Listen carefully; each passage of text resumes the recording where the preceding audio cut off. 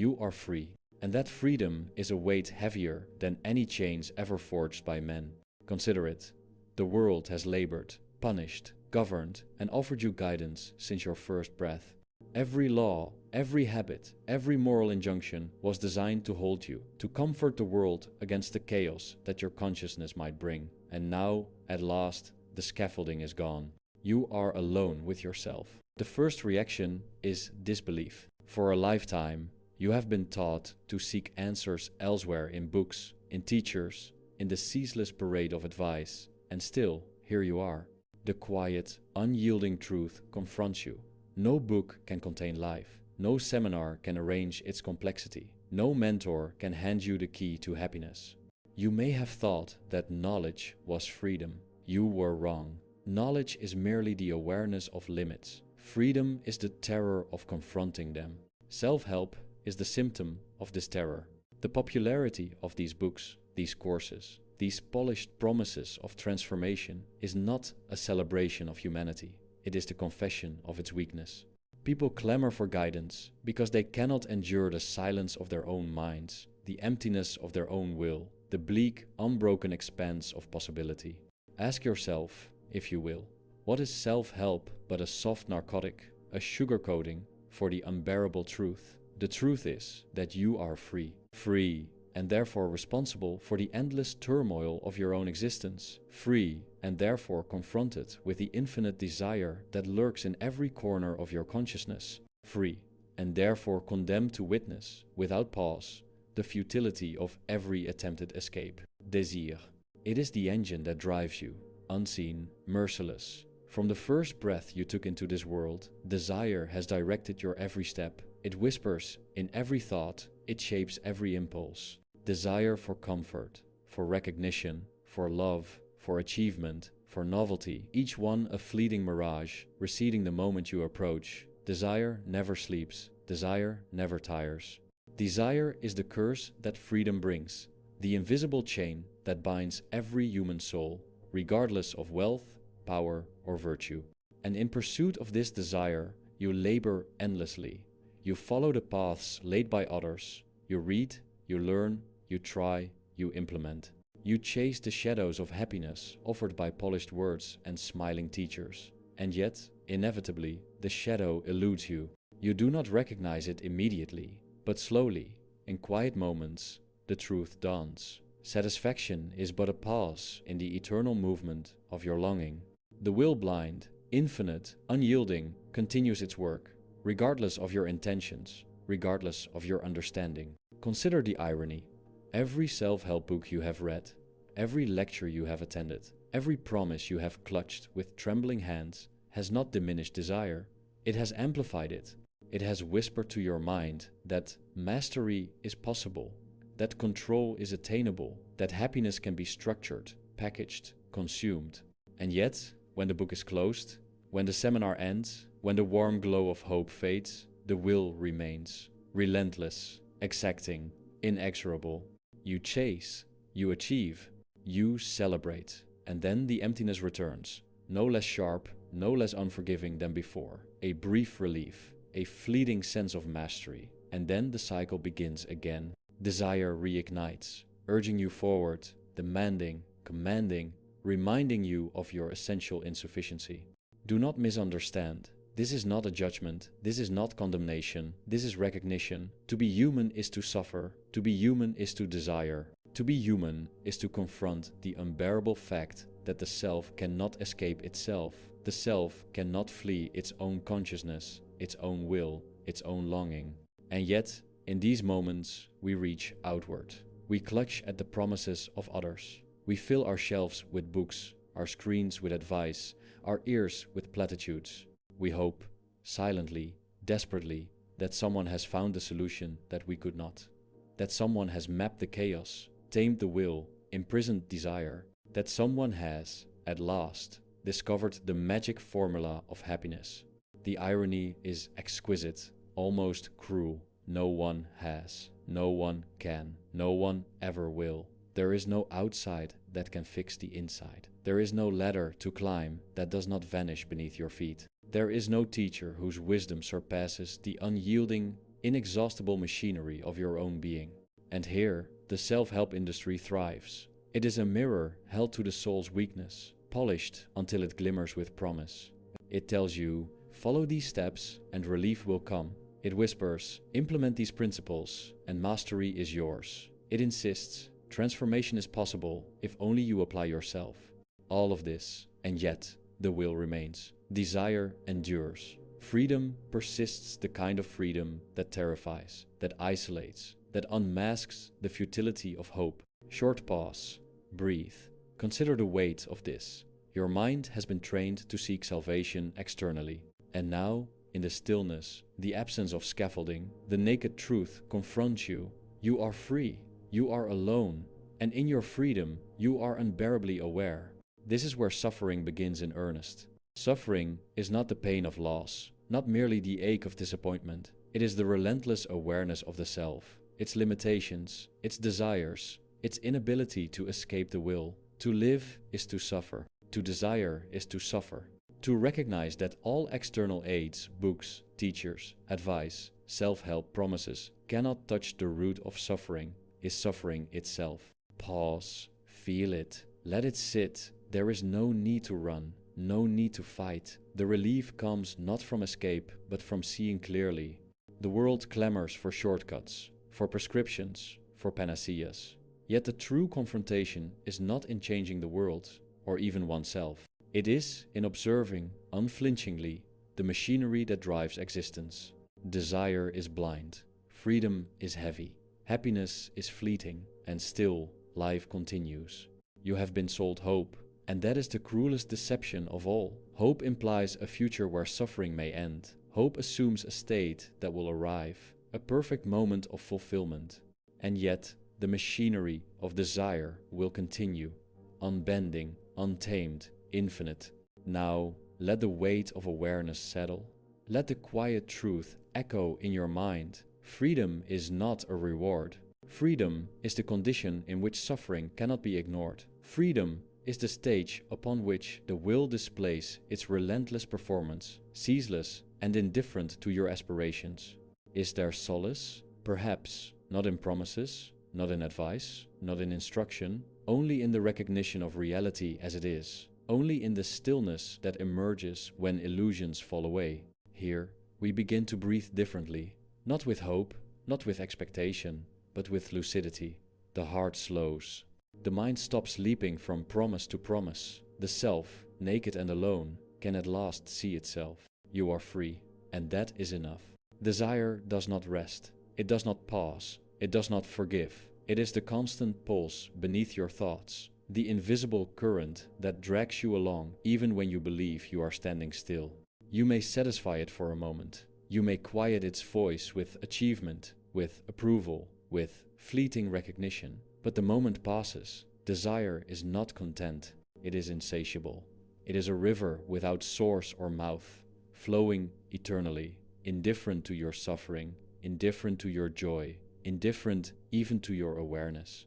And here is the cruel twist. Every step you take to escape it, every method, every principle, every self-help ritual becomes itself fuel for desire. You learn techniques to control the mind. You adopt habits to refine the self. You chase efficiency, discipline, and mastery as if these were salvation. And yet, the will laughs quietly, invisibly. No external act can touch it. No formula can quiet it. No book can contain it. Self-help is a mirror, yes, but not in the way you hope. It reflects not your potential, not your mastery, not your capacity for happiness. It reflects your insufficiency. It reflects the endless, hollow corridors of your desire. It reflects the fear that you cannot endure your own freedom. People are not addicted to improvement. They are addicted to distraction. They are addicted to postponement. They are addicted to hope, because hope allows them to avoid looking inward, to avoid the unbearable solitude of freedom. Pause. Let that sink. The reflection is harsh, almost unbearable, and yet, in its harshness, there is clarity. Self-help promises mastery over the self, but the self is not to be mastered. It is to be observed, acknowledged, endured.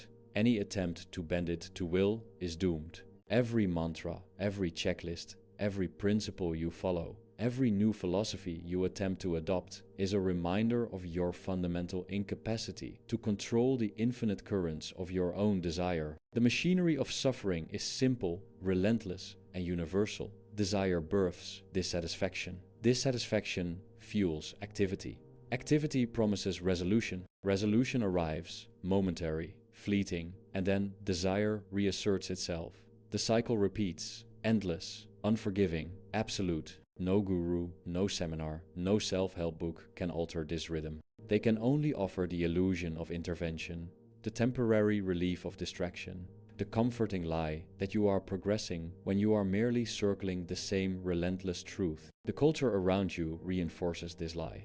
In the modern age, suffering is medicalized, packaged, and sold. Social media amplifies inadequacy. Productivity apps whisper that your life is insufficient. Seminars promise the formula to transcend your limitations. The books on your shelves, with their glossy covers and confident assertions, declare, apply this and your life will be perfect. But perfection is a mirage. It is the shape that desire casts when left unexamined. It is the shadow that the will projects when it sees you attempting to flee. You will never reach it. You will never master it. You will never find it outside yourself, nor within. And yet, the masses continue to consume. The masses continue to hope. The masses continue to chase the promise. And why? Because the alternative, seeing oneself clearly, naked, without distraction, is terrifying. The alternative is to sit alone with nothing but the unyielding awareness of the self and acknowledge that the machinery of desire cannot be silenced, that suffering is inevitable, that freedom is a burden too heavy for comfort.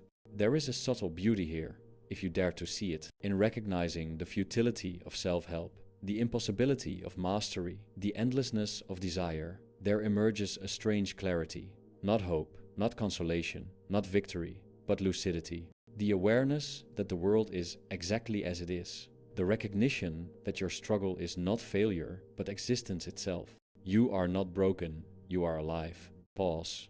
Let it sink. The human mind recoils when confronted with this clarity. We seek distraction, indulgence, and reassurance because the truth is so stark, so absolute, so intolerably unyielding. And yet, there is a certain dignity in facing it. To see the machinery of suffering and to sit with it, to watch it, to breathe while it hums endlessly beneath consciousness. This is a confrontation that few are willing to endure. Freedom, again, is unbearable. It is not the absence of constraint. It is the confrontation with the infinite possibilities of your own will and the unrelenting recognition that no external scaffold will rescue you. Every self-help book, every mentor, every method, every philosophy promises scaffolding. They offer a ladder, a map, a compass, a formula. And yet, climb as you might, the infinite expanse of desire and suffering remains. Here, the irony is exquisite and almost cruel. The very thing you sought to master, the very thing you hoped to escape, is the condition of your life. It is not an enemy, it is not a mistake, it is the raw, unvarnished substance of existence. Desire, suffering, freedom, these are not flaws. They are the essence of what it means to be human. Short one-liner: to be free is to suffer with clarity. Now, consider the popularity of self-help again. Millions of readers, millions of seekers, millions of those desperate for a formula to alleviate discomfort. And yet, the discomfort persists, the will persists, the desire persists. And all that is left is the awareness that the books were never meant to save you. They were meant to distract you from the unbearable truth that you are free, that you are responsible, that you are alive. The paradox is inescapable. People desire freedom from suffering, yet freedom itself brings suffering into sharp focus. People desire control over the self, yet the self is infinite, blind, untamable. People desire happiness, yet happiness is not a destination, it is a brief cessation in the eternal motion of the will. And still the mind reaches outward, still the heart hopes, still the soul clings, because we are human, because suffering is inseparable from existence, because the will is eternal, infinite, insatiable. Here, let us pause briefly not for hope, not for comfort, but for recognition. Witness your mind, witness your desire, witness your endless pursuit of mastery, improvement, satisfaction, relief. Witness the self-help books, the advice, the promises, the polished words of strangers. Observe them unflinchingly. Do not despair. Do not seek to fix them. Simply observe. This is the beginning of lucidity. This is the first quiet breath in the descent. You may not feel relief. You may feel only the weight of awareness. That is enough. That is what must be faced. That is what must be endured. You cannot escape yourself, and yet you must see yourself.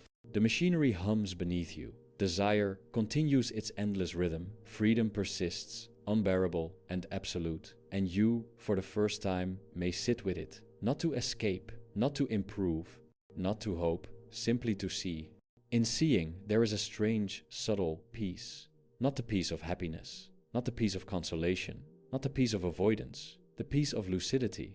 The awareness that suffering is not punishment, that suffering is not failure. That suffering is the substance of existence, and the recognition of it is the first true step toward understanding what it means to be human. And now, as the descent deepens, we will turn our gaze to the culture itself, the society that magnifies this suffering, that packages desire and distraction, that convinces millions to chase illusions of control and mastery. We will examine why self-help is not merely a personal symptom, but a reflection of the collective refusal to endure freedom. Society does not forgive freedom. It cannot. Freedom is too heavy, too unyielding, too raw, and so it offers distraction, scaffolding, and illusion. The streets, the screens, the endless chatter of human voices all promise guidance, a path, a solution. They promise mastery over the self, over life, over suffering itself. And yet, none deliver. Consider the marketplace of self-help. Books with glossy covers and confident fonts line shelves as if certainty could be purchased. Webinars promise transformation with the precision of a machine. Coaches promise mastery over desire with the authority of kings. And still, the machinery of will, the infinite pulse of desire, continues its relentless rhythm beneath the surface. Why? Because culture has long since learned a subtle art. It sells hope, not reality. It packages distraction as enlightenment. It promises mastery over life, knowing full well that mastery is impossible, that the self cannot be subdued. People consume these promises in the millions. They read with fervor, take notes, follow exercises, and yet their suffering does not end. Why? Because what is sold is not liberation, but an aesthetic. The crowd seeks solace not in clarity, but in distraction. We do not wish to endure the unbearable awareness of freedom. We wish to cover it, soften it, distract ourselves from it. Self-help is the handmaiden of this avoidance. Modernity amplifies the deception. Technology multiplies our perception of inadequacy. Social media broadcasts curated lives, polished moments, endless images of success and happiness. Productivity apps whisper that every second must be optimized, every thought sharpened, every action measured, every notification, every like, every trending topic nudges the mind toward dissatisfaction. Comparison becomes the law of existence. Self-help books are offered as antidotes, each one a carefully polished prescription, a formula for standing taller against the tide of collective despair. Yet the tide is infinite. The collective dissatisfaction cannot be remedied. It cannot be conquered. For every measure of improvement, desire invents a new deficiency, a new craving, a new abyss to fall into. Humanity is not ill, it is alive, it is conscious, it is aware. And awareness, untempered by distraction, is suffering. Pause, let that settle, let the truth echo. Modern society does not alleviate suffering, it magnifies it, it commodifies it. It seduces you with the promise of mastery, the illusion of control, the fleeting pleasure of hope, and you willingly consume.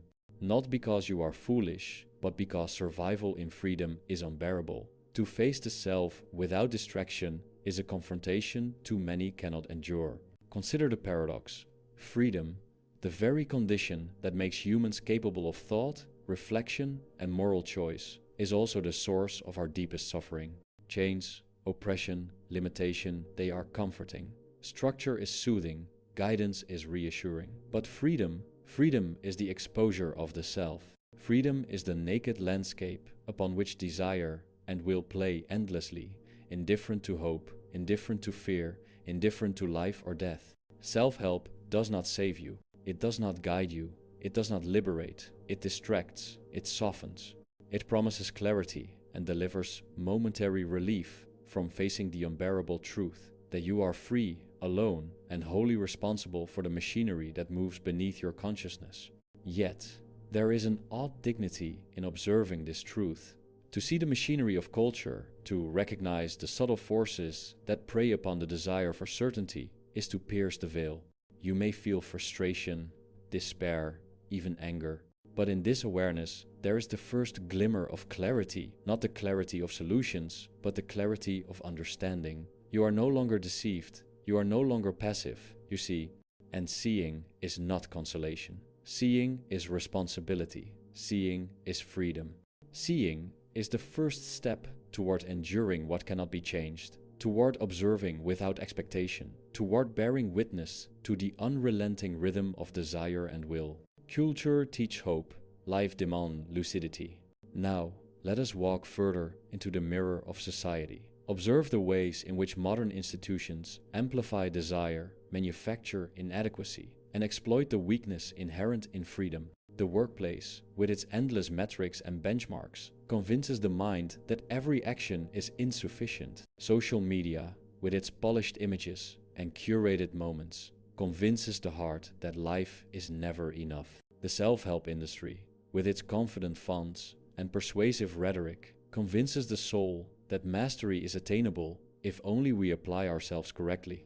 All of these are forms of subtle coercion, not overt, not brutal, not visible, but coercion nonetheless. They shape thought, influence, desire, and manipulate expectation. They promise relief while delivering distraction. They promise transformation while delivering illusion. And yet, the machinery of life continues, relentless, impartial, infinite. One begins to see a pattern. Human suffering is not merely personal, it is structural, it is systemic, it is cultural. The individual, in isolation, confronts desire and will.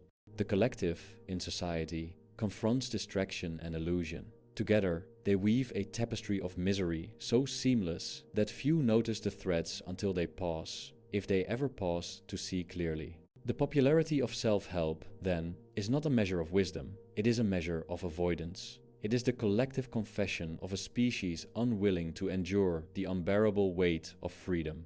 It is a reflection of humanity's fear, not of failure, but of lucidity. We read to forget that we are free. We follow to deny that we suffer. Pause, breathe, observe. Let the recognition of culture's role in suffering settle alongside your understanding of desire and will. They are connected, they are inseparable. Freedom exposes both, and lucidity demands confrontation with both.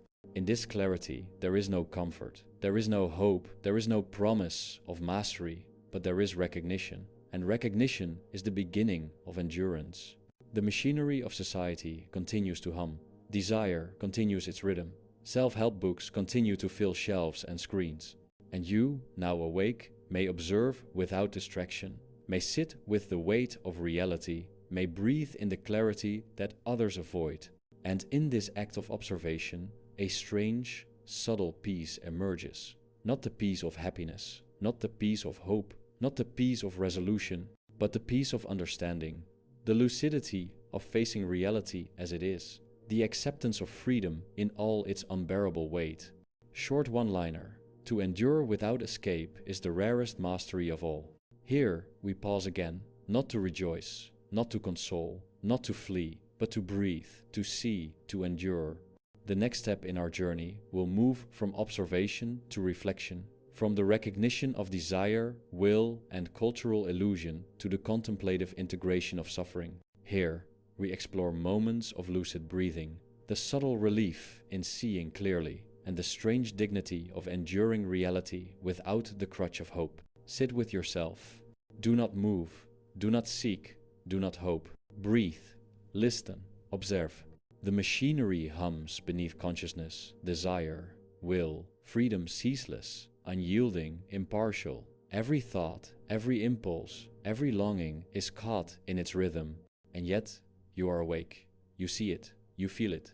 You are not attempting to change it. You are not attempting to flee it. You are simply observing it with full awareness. There is a subtle relief in this, not because suffering ends, not because desire is stilled, not because hope arrives, but because observation itself is a release. To witness without interference is to cease the endless war with reality. To cease the war, even for a moment, is to breathe differently, to inhabit the self without distraction, without pretense, without the lies of promise. To see clearly is to be momentarily free from expectation. Consider the paradox. Freedom is unbearable, and yet the act of witnessing it without fleeing grants a fleeting, strange peace. You are not happier, you are not relieved, you are lucid, you are awake, you are alone. And in this awakening, the machinery of life desire, will, culture is no longer a threat. It is merely what it is. Pause. Let the mind settle. Observe how it resists stillness. Observe how it craves distraction, craves hope, craves solutions. Let these cravings arise without engaging. Let them pass like clouds across the sky of consciousness. Do not chase them. Do not push them away. Let them be. Short paragraph. In these moments, the self experiences itself without illusion. You may notice how long it has been since you allowed the mind to rest from seeking. How long it has been since you were permitted to sit with reality, unadorned, unsoftened, unmanipulated. The body breathes, the heart beats, the machinery hums, and you are a witness. Culture has trained us otherwise. It tells us that observation is passive, that stillness is wasted, that lucidity must be followed by action, by change, by transformation. But true observation is active in the only way that matters. It is the engagement of consciousness with itself, unflinching, uncompromising, unwavering. This is the rarest mastery of all to endure, without attempting to escape, without attempting to improve, without attempting to fix. You endure, and that is enough. Breathe again. Let this simple act of endurance sink into your mind. Desire still pulses. Culture still hums. The world continues its endless performance. But in the sanctuary of awareness, even for a moment, you are untouched. Not happier, not freer, not triumphant, untouched. Short paragraph. There is no solace in these pauses, no promise that they will last. Desire will return, society will intrude, the machinery of life will continue its relentless rhythm. And yet, you have discovered a truth overlooked by millions. Observation without expectation is a refuge that no book, no teacher, no seminar can offer. Pause, reflect. Let your awareness settle on the paradox. We seek relief through distraction, yet relief exists in witnessing reality as it is.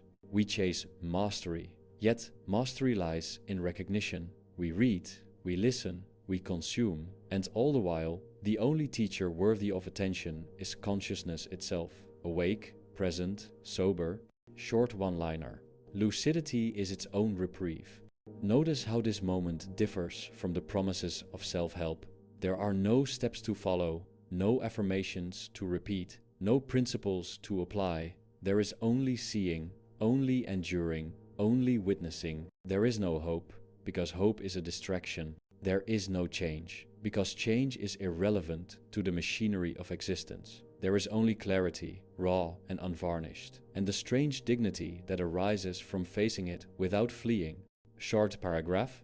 These release points are not interludes. They are not breaks from life. They are life itself, stripped of artifice, stripped of expectation, stripped of the endless chatter of hope. Here, in these moments, suffering is not softened, desire is not quelled, culture is not silenced. Yet lucidity emerges.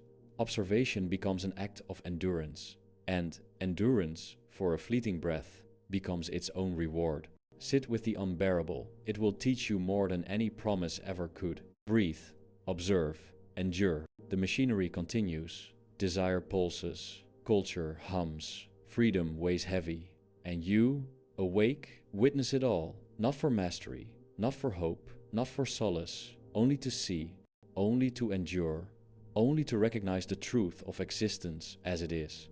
Pause. Let the silence stretch. Let the mind rest in its own awareness. Let the self, unadorned and unmanipulated, simply be.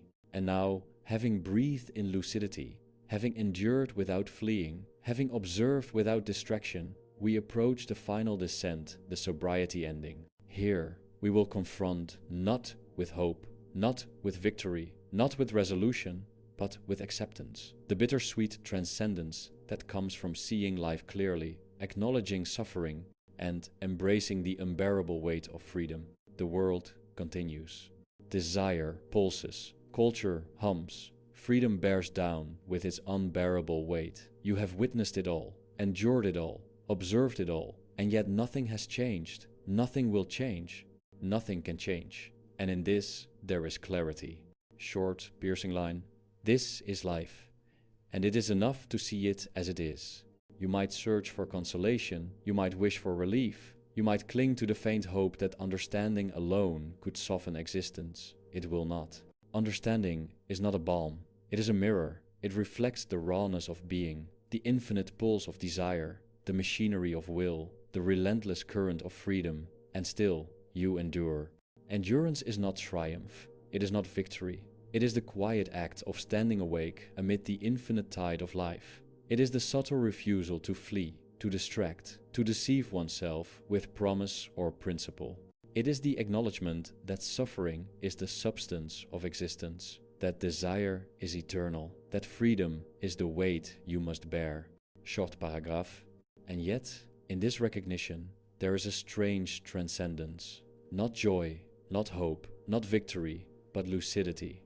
A subtle serenity in the act of seeing clearly, in the act of facing life without illusion, without expectation, without the crutches of promise. It is the quiet dignity of enduring what cannot be changed, the rare grace of observing without fleeing, the solitary awareness of being alive in all its unvarnished truth. The self-help books, the seminars, the well-meaning advice, the glossy promises, they fade into irrelevance. They were never meant to illuminate reality. They were meant to distract from it, to soften the unbearable clarity of freedom. You have walked past them, you have observed their seduction, you have seen their futility, and in this seeing, you have arrived at the threshold of sober understanding. Short, piercing line. You need nothing, you need no guide, only awareness. Breathe. Let the weight settle, the machinery hums, desire pulses, culture hums, life continues, unaltered and indifferent. And you, awake, stand within it all, not triumphant, not consoled, not free in the sense of mastery, but awake, lucid, enduring, observing. Short paragraph. To see clearly is to carry the world alone, yet wholly awake. To endure without escape is the rarest mastery of all. To confront life as it is, stripped of illusion, stripped of distraction, stripped of expectation, is to inhabit a space of clarity that few dare to enter. Here, suffering is not a flaw, desire is not a curse, freedom is not a reward. They are the conditions of existence, and your acknowledgement of them is the highest act of understanding. Short, final one-liner. To endure, to see, to breathe, this is the great anguish of being free. And now, the silence stretches, the machinery hums, desire pulses, freedom weighs, and you remain awake, lucid, aware, unflinching. The world has not changed. The machinery continues. Nothing has been fixed. Nothing has been redeemed. Nothing has been promised. And yet, you have seen. Short paragraph. Perhaps this is all that is required. Perhaps the truest act of courage, the subtlest triumph, the rarest transcendence, is simply to see clearly, to endure fully, and to exist without the illusions that have seduced humanity since its first breath. Here ends the journey. Not in hope, not in mastery, not in happiness, but in awareness, in lucidity, in the sober, unflinching acceptance of what is. The self-help books will continue to sell, the world will continue to hum, desire will pulse, freedom will weigh. But you, awake and seeing, stand apart, not triumphant, not consoled, but fully present in the unbearable clarity of existence itself. And that is all one can ask.